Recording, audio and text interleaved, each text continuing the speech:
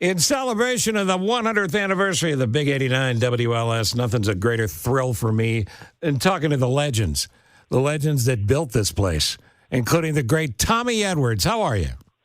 Hey, I'm doing well. I just getting along, having a good time, and have got a great deal of memories that I enjoy. Yeah, you look back, and I'm not going to ask you for a specific, a seminal event that is a story you tell at the barbecue, because there's too many. I don't think people understand that music radio WLS, the Big 89 WLS, was the center of the universe for pop music, for hits, for rock and roll, for a number of years. They all came through the Stone Container Building, right? They sure did, and I don't know if we really understood how powerful it was. I mean, I guess the one time that it really hit us hard was there was a day that I was on the air and I was playing my oldies and playing other songs and everything. We were going to have a jock meeting that afternoon. And I played Gotta Get You Into My Life by the Beatles, 1967. Sure. And I thought, this is such a great song, and I'm in the studio, I'm jamming to it while I'm playing it and all this stuff. So then I went on and played whatever was next. Then the jock meeting starts, and the guys were all sitting around, and they say, hey, somebody said, hey, Tommy, I heard you play Gotta Get You Into My Life. God, what a great song that was. And we all said, it sure was. And we said, well, why don't we start playing it again? What? Why don't we start playing it again like it's a current? I mean, and so John Guerin said, okay, yeah, all right. We'll put it on the hot clock and rotate it quickly and all that stuff, and let's do it. So we did it. And we got it to be number one in the country in 1976. 9 years after it was released. And Capitol Records called and said, what the heck are you guys doing? We're getting record stores saying, we need an order. We need an order on Gotta Get You Into My Life Beatles. How fast can you get it to us? That kind of thing. And those kind of stories happen all the time. My friend Dennis DeYoung with Styx says, listen, if not for WLS, we'd still be playing high school dances. We never would have gotten out. And the amount of bands you guys broke, I mean, it's just a part of rock and roll history. That's right, yeah. When you mentioned Dennis, I had to chuckle because he played right field for the 89ers softball team. There you go. So, and he always wore purple pants, which we couldn't figure out. So he was literally in the don't hit it to me position. Did he have any skills on the diamond? Oh, yeah. I mean, he enjoyed it. I mean, he's an athlete. He played great right field and everything, but that was the kind of thing. When you say, hey, Dennis DeYoung wants to play for the 89ers, sure, stick him out in right field. Yeah, let's do it. So you, had a great run with the Bulls. You've had this fabulous career. Like me, I tell people I'm blessed. I never had a real job. We're all blessed that have been able to do this. But do you have any of those pinch myself moments, especially with the 100th anniversary now? You look back and go, wow, that was cool. Oh, there are so many. There are so many that I go back and I think about. I remember the first day I walked in. I mean, it was June 12th, 1972, and I had been on the air in New York City. I had gotten out of the Navy in '69. I was stationed in the Pentagon when I was in the Navy, and I was flying up to New York on the weekends to do a weekend show. And then I went full time, and it got to be that ABC was getting a little upset because our radio station was getting bigger numbers and starting to steal away from WABC, the giant there. Right, the flagship in New York. Sure. So they started looking at the talent, and they started saying, why don't we get the talent out of town? And it's called rating a shop. It's something that I did when I was program director at WLS. I rated B96, WBPM. Anyway, so I get a phone call from Mike McCormick in Chicago at WLS saying, hey, can you jump on a plane and come talk to us about something? I went, well, yeah, all right. Because I had already let it be known I wanted to be a program director, too. And so that's what they heard. Rick Sklar was a friend of mine, Sure. and I think he passed on that. Rick Sklar ran WABC, and he was the genius program director there. And so I flew to Chicago and talked to Mike and the general manager, Paul Abrams, and they offered me a great job. And so I went back to New York and told my wife, I said, why don't we go to Chicago? I mean, when I was a kid, I grew up in Topeka, Kansas, and I started radio while I was in high school. And like every radio geek, I listened to stations that were a long way away and in giant signals. I listened to WLS, WGN, KOMA in Oklahoma City, Sure, WOWO in Fort Wayne. They're called clear channel signals, and I was a kid in upstate New York listening to you guys. Yeah. And so when I would listen to these stations, one of them, as I mentioned, was WLS. When WLS called and said, "Why don't you fly to Chicago and talk to us?" I thought, WLS? Are you kidding? Right. So I jumped on the plane, and we, eventually moved to Chicago, and I worked as production director, assistant program director, and then McCormick left a year later, and I was named program director, and I was, and we were going through all kinds of changes at that time. Oh my God! So we had to hire new people. Hired guys like Bob Surratt and Steve King and the Sure. Von Daniels and and so that was what was going on back in those days. The amount of radio stars that were homegrown or grown through LS is massive, but it's hard for people to understand what a big deal it was to just get an interview at LS, let alone get hired and be one of that murderer's row of talent. And not only were you one of those guys, and eventually management there as well, figure out the direction of the place and keep it as big as it was, you also were the only guy that had this really sort of special relationship with Larry Lujack, who you've said before to me, complicated guy, obviously fabulous talent. But what do you make of the fact that you were his pal? Because there was, again, I'm listening through the radio like everybody else is, but it seemed like there was a real genuine brotherhood there. There really was. It started off with a fact I didn't like him at all. That was Larry's calling card, wasn't it? That's his first impression. Exactly. Yeah, that's who Larry was. I went into the studio the first day at WLS. He had already resigned and was going to go over to CFL, but he was working out his contract. And I walked in and I said, "Hi, Larry, I'm Tommy Edwards." And he went, "You're the guy from New York?" And I said, "Yeah." And I put my hand out to shake hands. And he said, "I don't shake hands with people from New York." Wow. I went, "What?" Wow. And so I turned around and walked out. He denied that later. And I said, "Larry, why would I make that? That's who you were. Right. Come on." So, and then I think the thing that kind of sealed us as friends was he was at CFL and I was at WLS, and I was no longer program director. I was like production director or something like that. And there was an article about some of the changes that had been made at WLS, the touch tone and the what's your favorite radio station and all this other stuff. And it was attributed to somebody else. And Larry called and I said, "Hey, man, I read that article and I know it's not true. I know who put that stuff in. I know who created that stuff." And I said, "Yeah, okay, thanks." And he went, "Okay, man, talk to you later." And he hangs up. And then when Marty Greenberg said, "Why don't we see if we can get Larry back?" and because he was at CFL, and we called over and talked to his agent, Saul Foos, and we arranged a meeting. And when we went into that meeting, I could tell right then and there that there was a link. He came off friendly. He came off respectful. He came off all that, and I was rather intimidated by him because he was such a great talent. Right. And then after a while, we were talking to each other when he came back to WLS. We were talking all the time. He would call me on the weekends. We would, and at one point I tried to go out and play golf with him, and I'll never do that again. Because he's such a stickler for rules. He's a stickler for this and that, and a pain in the ass. He was a competitive pain in the ass. And it was not a pleasant experience. So I just said, "Hey, you can take golf and forget it." But that's what it was. And then over a period of time, it got to be very close. And of course, toward the end, I was calling him about once a week to check up on him and all that. So. Through the absolute peak of fame and popularity and all that, there were two types of talent. There were singular talents who you listen to Lujack, you know what you're going to get. He's everything from the grumpy old man to the cool guy down the block to the cowboy to all those things.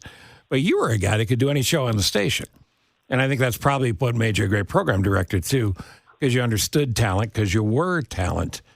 And I think, speaking of dealing with Larry and some of those other folks, it was different then. And I don't know that people understand Larry leaving at that point, and you didn't buddy up to the guys on the other station because they were the competition.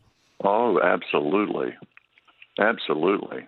No, I was, the competition was why I just loved working at LS back in those days, because I loved the competition of going up against CFL, another 50,000-watt flamethrower. And even when FM was coming on, and that was the key that I think that LS really stood out for, because back in those days it was LS and CFL, the two AM giants playing rock and roll, and you had these FM stations coming on.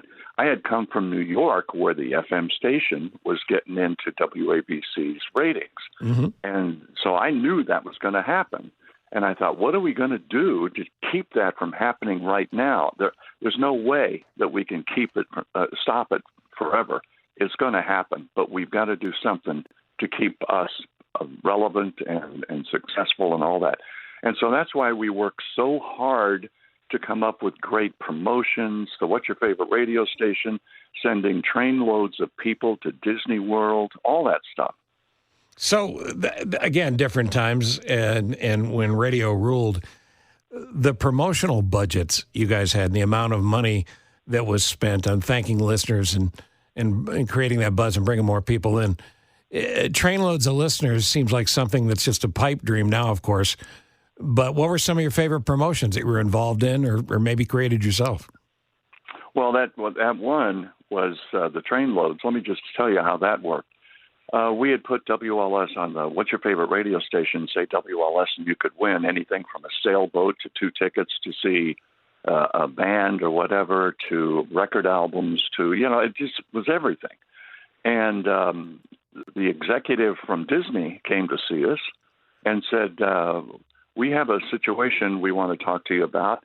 If you're living on the West Coast and you want to go to Disneyland, it's right there on the West Coast. If you live on the East Coast, if you want to go to Disney, you go down to Disney World. Midwest, we want everyone in the Midwest to come to Disney World. And we said, oh, okay. He said, so you guys, you own the Midwest.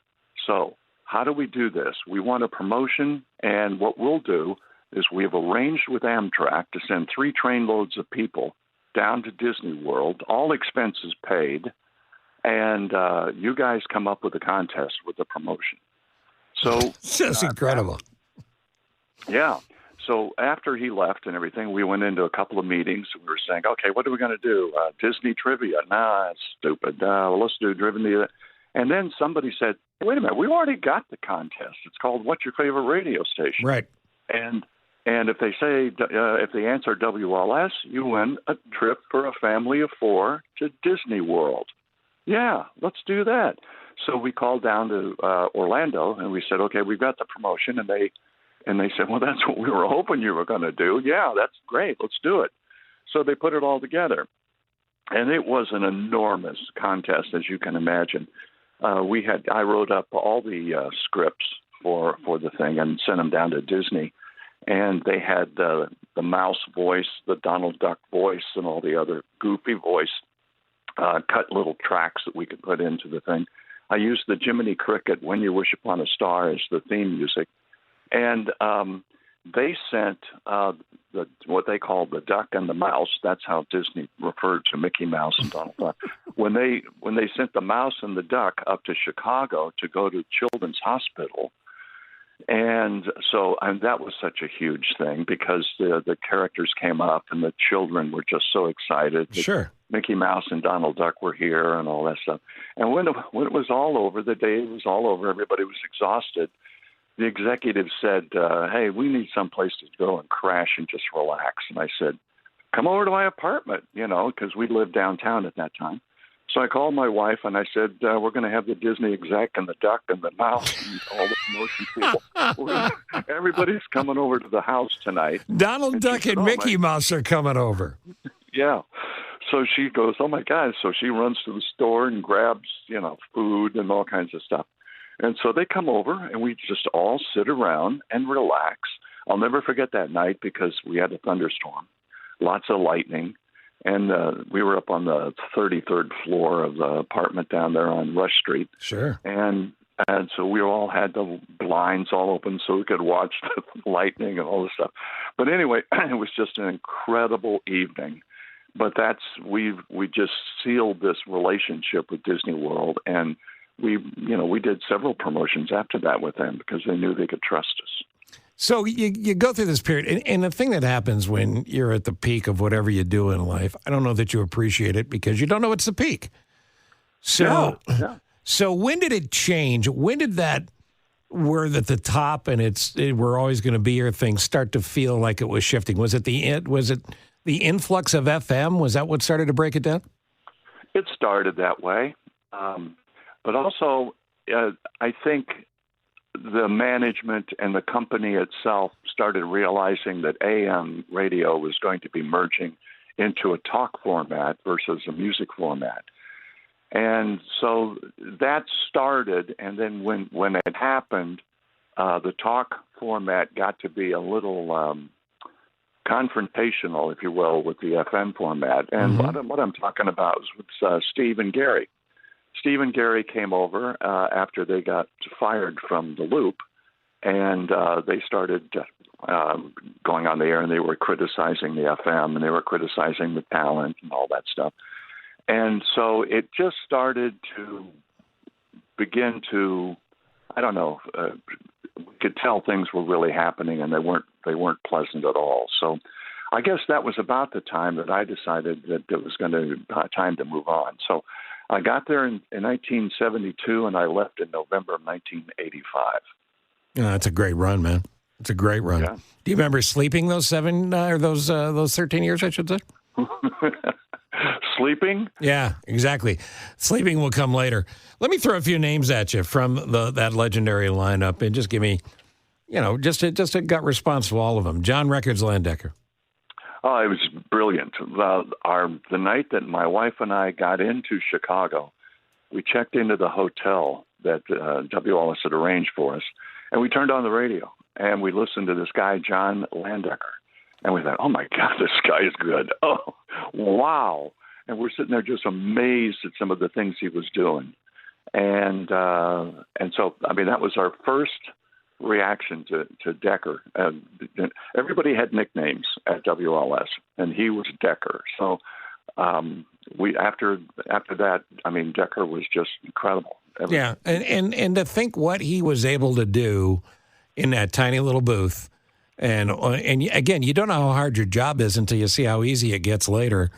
I'll even go to Wally Phillips. It was described to me how Wally Phillips did his morning show on WGN, where there's 11 people around, and there were record turners and various things, but the forward thought you had to have and the focus you have to have.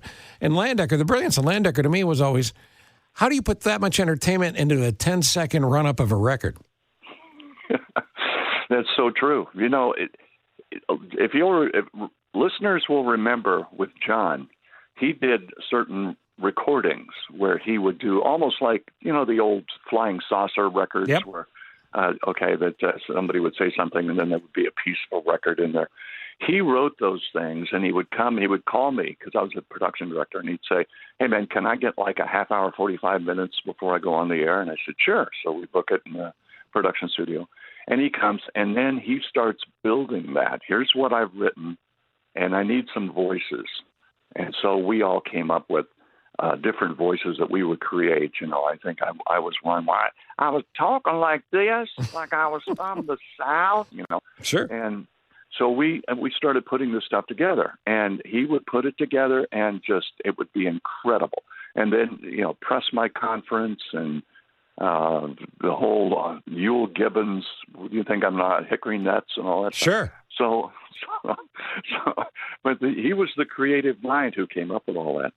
Yeah, and to be able to write that short is fairly miraculous. But it was all part of understanding the music was the star, and you got bigger by respecting it and all the things I never got. Yvonne Daniels. Yvonne Daniels was at WSDM, and her ratings were continuing to get better and better.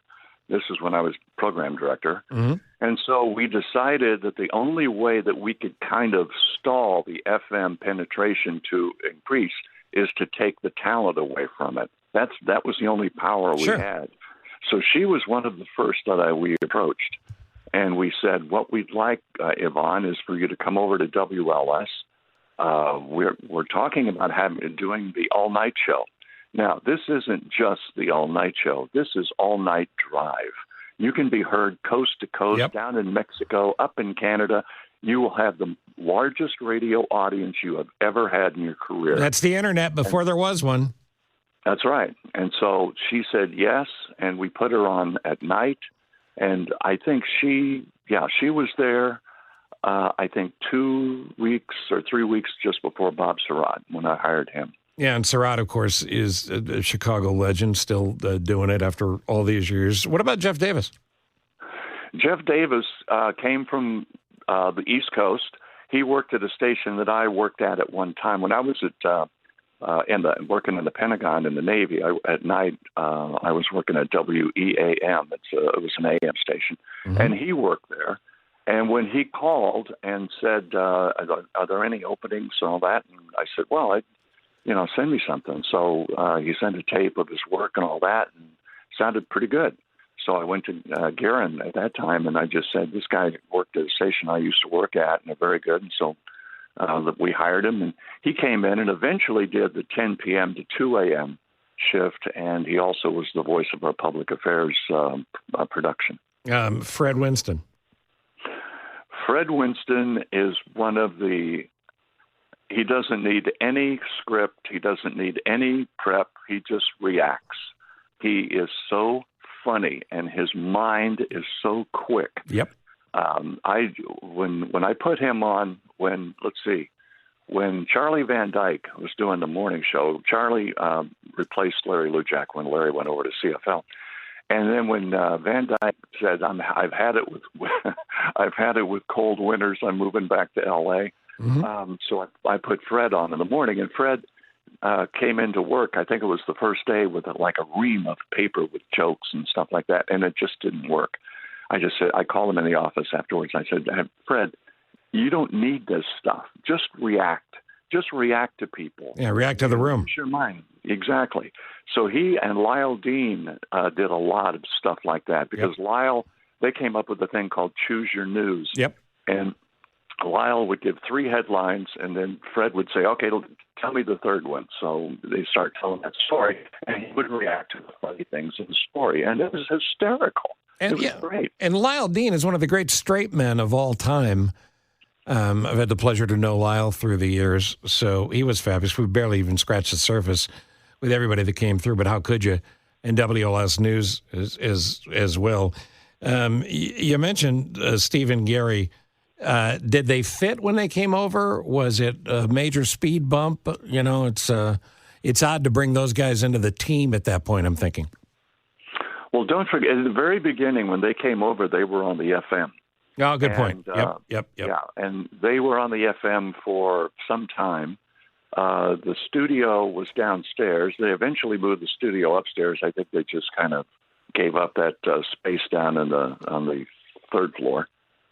Fourth floor, because we were on the fifth. And Paul Harvey had already moved out, and so there was Jam Productions took over his space.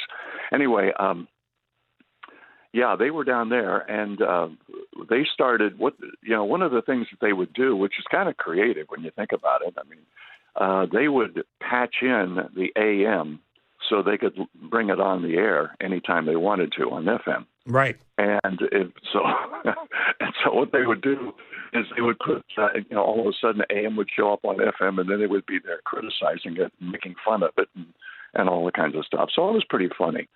But after a while, some of the people were saying, "Hey, what? I thought we were all on the same team here. What's going on?" Right. So that was pretty much it. And at any point, did Larry threaten to kill the both of them, or just one? Well, there is the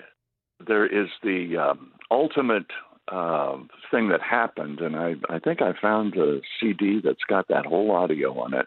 I found it just the other day.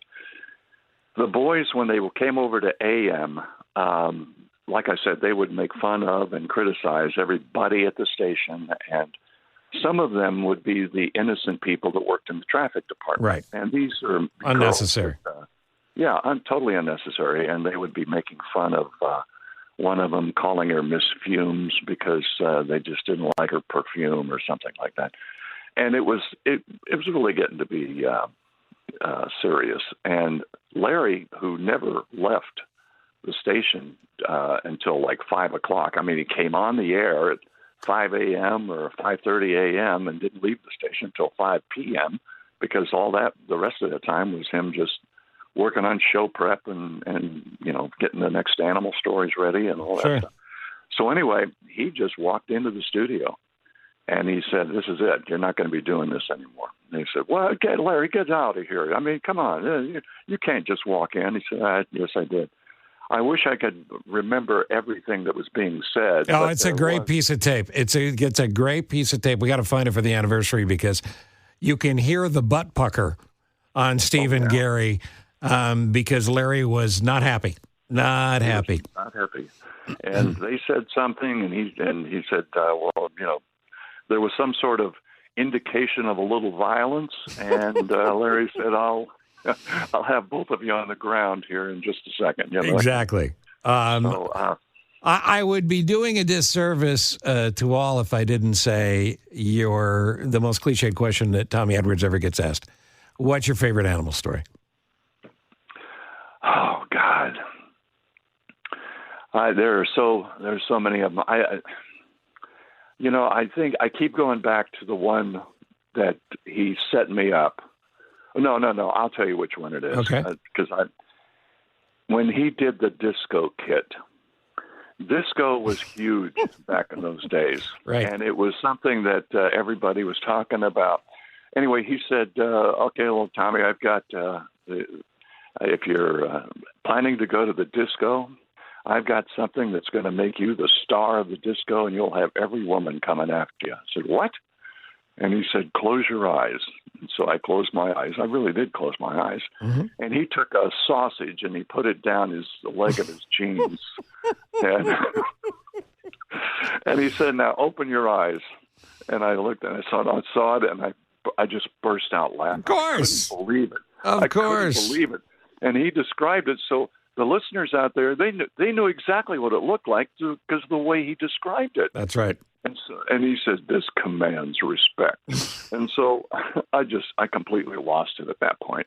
The animal stories thing, along with, I guess, Boogie Check from Landecker, maybe the Big 89 Countdown. I mean, those are the things that everybody that grew up on WLS remembers as much as anything else. And you're the best, man. I mean, you're as sharp as you've ever been. I loved what you did with the Bulls and everything you did after LS, but I'm so happy for you to be able to look back and go, oh, not only was I part of it, I helped guide it. And I thank God you were with the Pentagon before you were a big shot disc jockey, because that's not an order you want to get in the wrong direction. Let's hire the disc jockeys at the Pentagon. So it was an eventful time. I mean, the USS Pueblo was captured by the North Koreans. That was our ship. It was over there monitoring phone traffic. Yeah, they weren't calling Wolfman Jack to consult on that. But listen, it's an honor to talk to you. I know you hate when I fanboy you, but you've been a good friend to me through the years, and I love that you'll take my call when you talk, and I love the history. So congratulations on being a part of it, and happy birthday, WLS, right? Happy birthday, WLS.